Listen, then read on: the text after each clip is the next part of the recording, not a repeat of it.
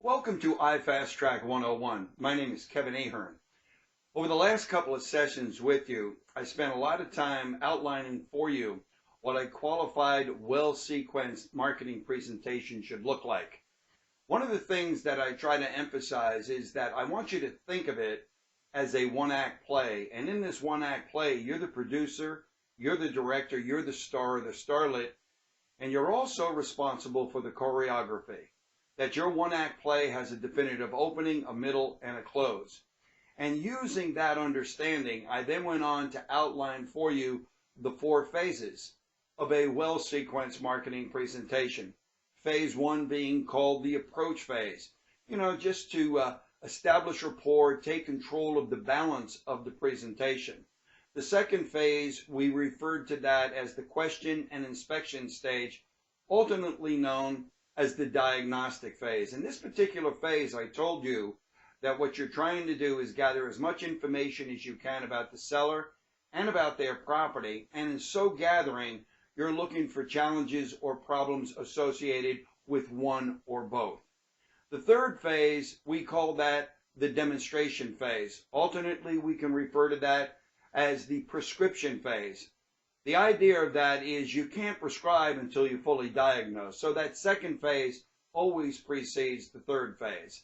And in this, basically what you're trying to do is adequately demonstrate that you and your company are up to the task of marketing their property. In addition, you want to fully educate them as to all of what's involved in the marketing of their home. You want to also move to differentiate yourself from the competition. And lastly, you want to what we call substantiate that you are worth what you're going to charge for your services. Then we move into what we call the closing phase. And it's in the closing phase that we are going to be discussing pricing, which is the topic of this video.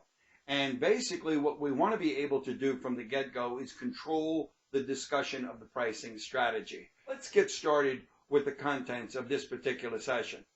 I want to introduce you to some of the many factors which influence the pricing strategy, but I want you to pay particular attention to the first three.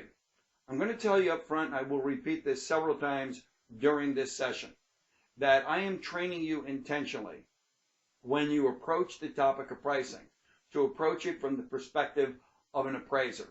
You see, the appraiser is an individual that you are going to have to contend with to get to and through the closing table. You might find a buyer who's willing to pay your seller's asking price or pretty close to it, only to find out 25 to 30 days into an accepted offer that the buyer has been rejected for the financing because the appraiser hired by the lender says the property isn't worth what the two of them have agreed to actually sell the property for. So these first three factors are factors that appraisers rely on very heavily in coming up with value. Let's say an appraiser representing a bank or maybe the county property appraiser. The first of those factors is location. You probably heard this in licensing school. Location, location, location. Well, let's not overdo it. Location is a major factor and maybe the single most important factor in coming up with valuation. The second is the size of the lot. In dealing with residential real estate, the size of the lot or the acreage associated with the property does have a major influence on pricing. And lastly is going to be the square footage of the improvements that are on that property. Now, these, I would like you to bracket these and remind yourself when you review this session that these are the three major determinants of value. If you, like an appraiser, can stay focused on these three and not get distracted by other factors that are incremental in valuation, you're going to be very, very good at coming up with a good pricing strategy. Coming up with the strategies you're going to find out as we go through this program is one thing.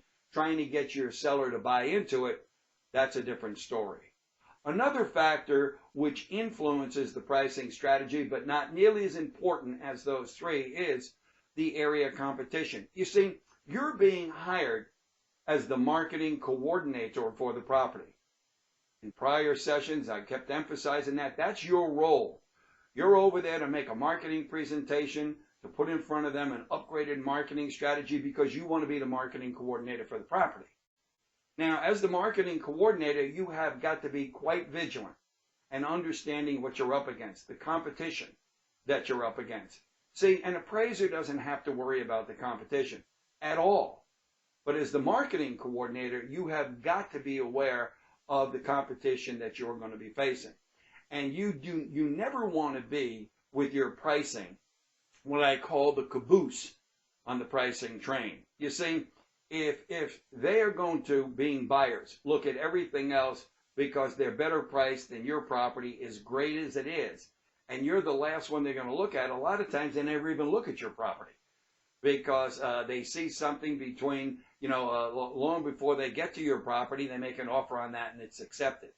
If you are not sensitive to that, you'd say, well, my time will come. Eventually, okay, all of those better priced properties will get bought and closed and sold and the rest of that, and eventually they'll be looking at my listing quite a bit. Not necessarily so in an active market. A lot of the properties at a better price than yours get sold, but other ones come on the market that is still better priced than yours, and you don't get your fair share of showing. So again, you must be really sensitive to that as the marketing coordinator for the property. Also, a factor that is very important is the seller's motivation or urgency. I did point out to you, I said, look, there's an inverse relationship that I have discovered over my many years of doing this between what we call motivation and pricing.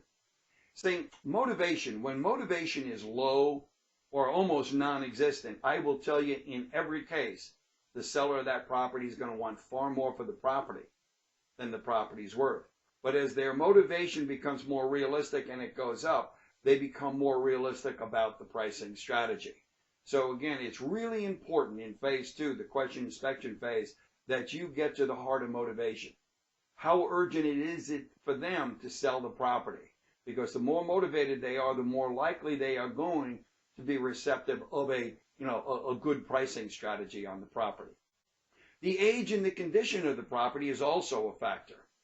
Again, thinking like an appraiser, I want you to be aware of this, that in the world of appraisal, there's 2 different types of age.